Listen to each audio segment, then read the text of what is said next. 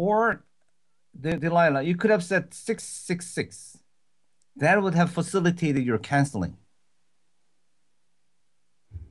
This 216 is correct answer. That makes it harder. Just leave it as you didn't simplify all the way.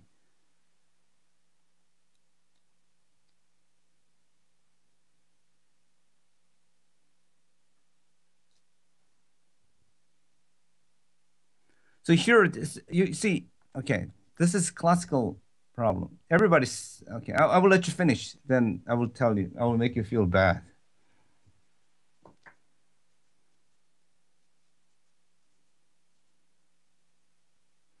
Hey, that's not the answer, Yul Huang and Delilah. You can do something about it. See if you can get it the way I just explained. You see if you can do it one shot in your head.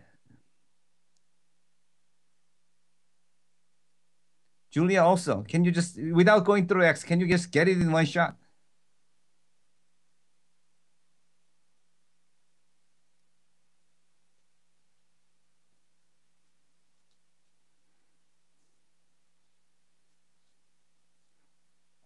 Take 4 and mold it until it gives that. Yeah. It's satisfying feeling.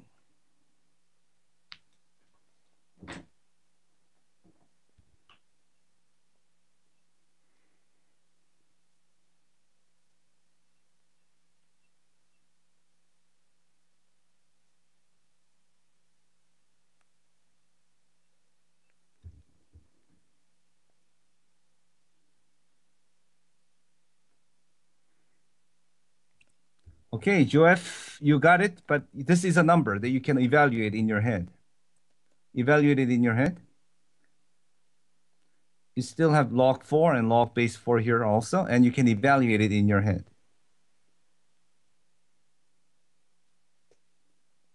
So Donovan, you arrived at the right same conclusion. 4 to what power would be this? Using the logic I showed you before, Cloudborne, okay, you can get the answer.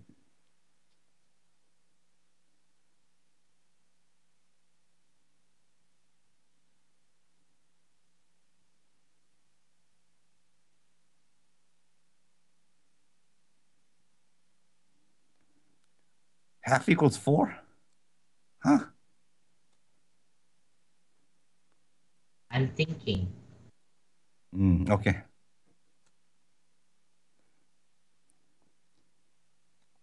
You take 4 and turn it into half first. What would it take? That would make it 2, right?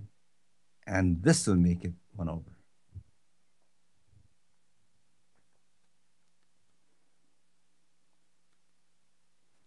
Okay, here I'd like to make a big point here. I see many number 108 here. This is a clumsy way of doing business here. I think you heard from school teacher over and over not to evaluate until the end. If you ever heard that from your math teacher, please have a check mark. Do not evaluate the numbers until the end. Huh? Gotta be kidding. Numbers are to be carried without evaluating. You see, it's I think human nature to see these complicated multiplications and you feel this urge to just multiply out and turn it into a single number. But what happens is that you just got to, look at it. What we have is 12, 9, and then subtracted by, what was this? 6 to the third power.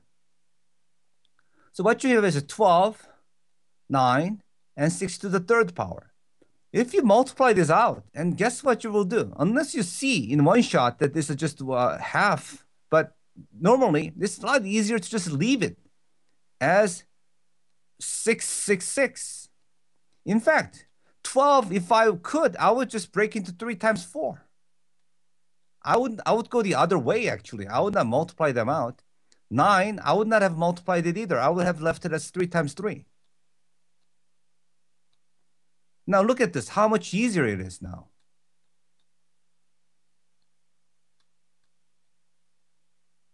Right?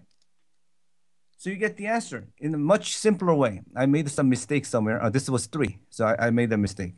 But you see, it makes it a lot make it a lot easier. So anytime you see a number being multiplied like that, especially in math competitions, they set it up such a way that they will be chopped at the end.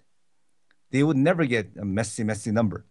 They give you a number that would just collapse at the end. If you multiply them out, you miss that opportunity and you waste a lot of time multiplying and then dividing.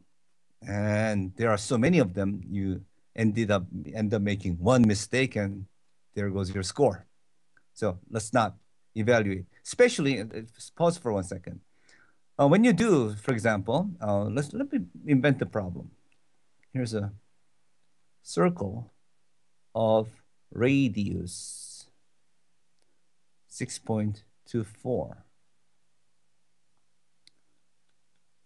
Find the ratio of area to the circumference.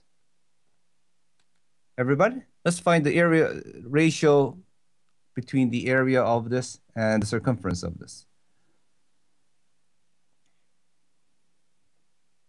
Just set up. You don't have to do it.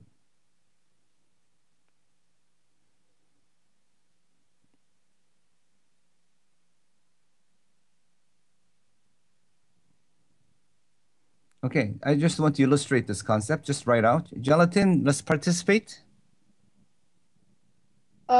Did we learn this like area thing? Are you asking me how to find the area of a circle? Oh, okay. I didn't teach you, but you must have learned some time ago. Okay, so now as experts, let's cancel.